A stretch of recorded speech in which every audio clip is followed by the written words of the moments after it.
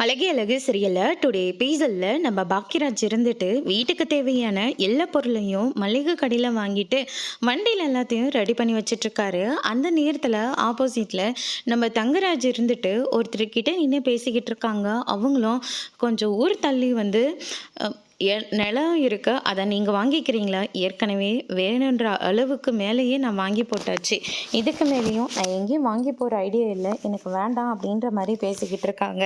அதுக்கு அடுத்ததாக பாக்கியராஜ் இருந்துட்டு மாப்பிள்ளை வேற நின்றுட்டுருக்காரு, பார்த்து பேசாமல் போனால் நல்லா இருக்காது அப்படின்னு சொல்லிட்டு தங்கராஜ் கிட்ட பேசுகிறதுக்காக போகிறாங்க. எப்படி இருக்கீங்க, இங்கே என்ன பண்ணுறீங்க அப்படின்னு சொல்லிட்டு கேட்கவும் தங்கராஜும் வேண்டாம் வெறுப்பா, இங்கே தெரிஞ்சவரை ஒருத்தரை பார்க்கறதுக்காக வந்திருக்கேன், அது மட்டும் இல்லை இப்போ கிளம்பிடுவேன் அப்படின்ற மாதிரி சொல்லிடுறாங்க. எப்படி இருக்கீங்கன்னு சொல்லி கேட்டதுக்கு நான் நல்லா இருக்கேன் அப்படின்ற மாதிரி சொல்லிடுறாங்க.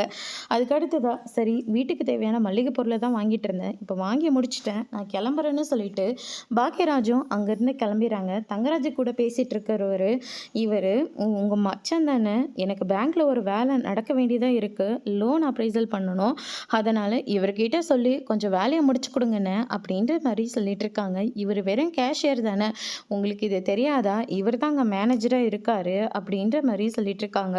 லோனுக்கு எல்லாத்துக்கும் இவர்கிட்ட தான் போய் எல்லாரும் நிற்கிறாங்க அப்படின்ற மாதிரி சொல்லிடுறாங்க. இதை கேட்டோன்னே தங்கராஜ் இருந்துட்டு பேங்க்கில் வேலை செய்கிற அவங்க ஆளுங்களுக்கு ஃபோன் பண்ணி கேட்குறாங்க.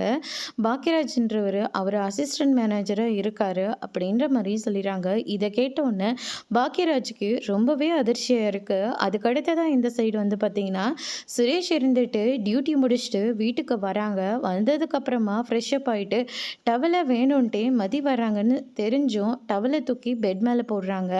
பனினை தூக்கி கீழே எரிஞ்சு விட்டுறாரு, டஸ்ட்பினில் போடல.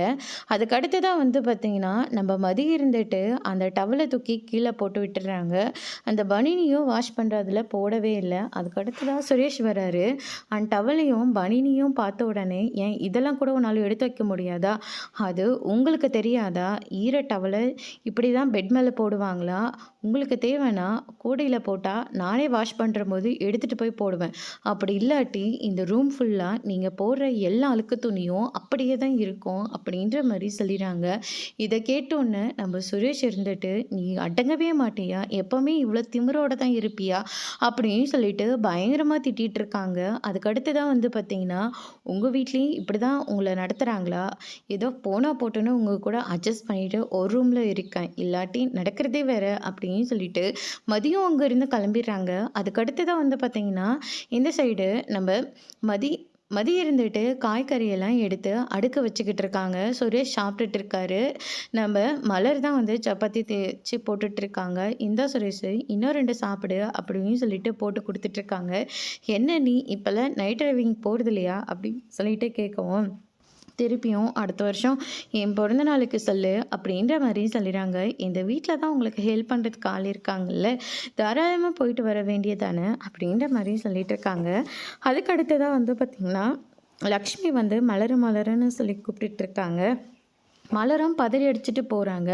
அதுக்கு அடுத்ததாக மதி இருந்துட்டு கையை பிடிச்சிக்கிட்டு எங்கே போகிறீங்க, அத்தை கூப்பிடுறாங்க இல்லை, இப்போ நீங்கள் அவங்க தானே சொல்லிட்டு போயிருக்காங்க சப்பாத்தியை தேய்யன்னு, இப்போ நீங்கள் வேலையை இருக்கீங்கன்னா அவங்களுக்கு தெரியும், தெரிஞ்சிருந்தும் எதுக்காக கூப்பிட்டுட்ருக்காங்க, அவங்க தேவையில்லாமல் ரிமோட்டை இடு ஃபேனை போடுன்னு தான் சொல்லுவாங்க, வேணா அதை அவங்களே பார்த்துக்கிட்டோம், நீங்கள் அமைதியாக இருங்க அப்படின்ற மாதிரியே சொல்லிட்டு இருக்காங்க. திரும்பியும் மலருன்னு 2-3 தடவை கூப்பிடுறாங்க. மதி போகக்கூடாதுன்னு சொல்லியிருக்காங்க. அதுக்கு அடுத்ததாக ராகவன் வந்து உங்கள் அத்தைக்காரியும் அங்கேருந்து கற்றுக்கிட்டே இருக்காங்க, உசுறு போகிற மாதிரி கத்துறா, போய் என்ன ஏதுன்னு கூட உன்னால் கேட்க முடியாதா, ஏன் இவ தான் சொல்லி கொடுத்தால போகக்கூடாதுன்னு, ஏற்கனவே இந்த வீட்டில் ஒருத்தி அடங்காமல் இருக்கா, அவ கூட சேர்ந்து நீயும் அவளை மாதிரி மாறிக்கிட்டு வந்துட்டுருக்கியா அப்படின்னு சொல்லிட்டு சத்தம் போட்டுட்ருக்காங்க. அதுக்கடுத்து தான் வந்து பார்த்திங்கன்னா இந்த சைடு நம்ம மலரையும் பிடிச்சி பயங்கரமாக திட்டி விட்டுறாங்க. மலர் லக்ஷ்மி கிட்ட போகிறாங்க. என்னத்த அப்படின்னு சொல்லிட்டு கேட்கவும் என்ன தூங்கிட்டியா, இல்லாத சப்பாத்தி போட்டுட்ருக்கேன் அப்படின்ற மாதிரி சொல்லிடுறாங்க. அதை சொம்பில் தண்ணி இருக்காது எடு அப்படின்ற மாதிரி சொல்லிடுறாங்க. தண்ணி எடுத்து கொடுத்துட்டு அங்கேயே நின்றுட்டுருக்காங்க. என்ன இங்கே நின்று வேடிக்கை பார்த்துட்ருக்க அப்படின்னு சொல்லிட்டு கேட்கவும் நீங்கள் தானே எதுக்கு கூப்பிட்டீங்கன்னே நீங்கள் சொல்லலையே, தோ இப்போ தண்ணி எடுத்து கொடுத்தல அதுக்காக தான் கூப்பிட்டேன் அப்படின்ற மாதிரி சொல்லிடுறாங்க. மலர் எதுவுமே பேசாமல் அங்கேருந்து கோவமாக கிளம்பி போயிடுறாங்க.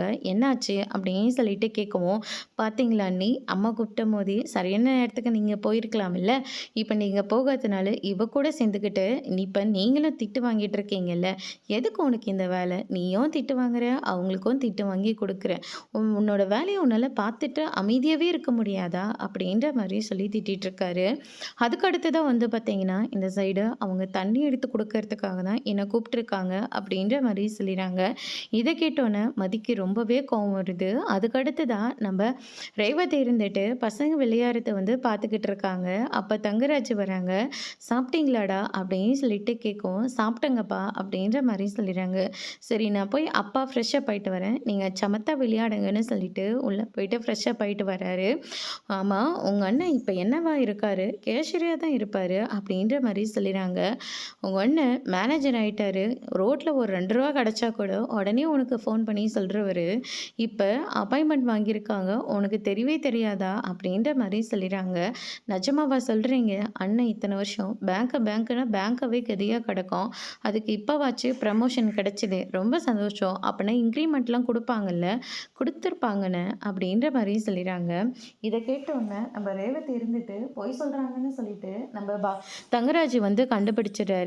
இவளுக்கு விஷயம் தெரிஞ்சிருக்கு. ஆனா தெரியாத மாதிரி நடிக்கிறா அப்படின்ற மாரி ஒரு பக்கம் நடிச்சிட்டு இருக்காரு. அதோட இன்னைக்கான எபிசோட் முடிச்சிருக்காங்க. இனி அழகே அழகு சீரியல்ல அடுத்தடுத்து என்னெல்லாம் நடக்க போகுதுன்றத வெயிட் பண்ணி பார்க்கலாம். Thank you.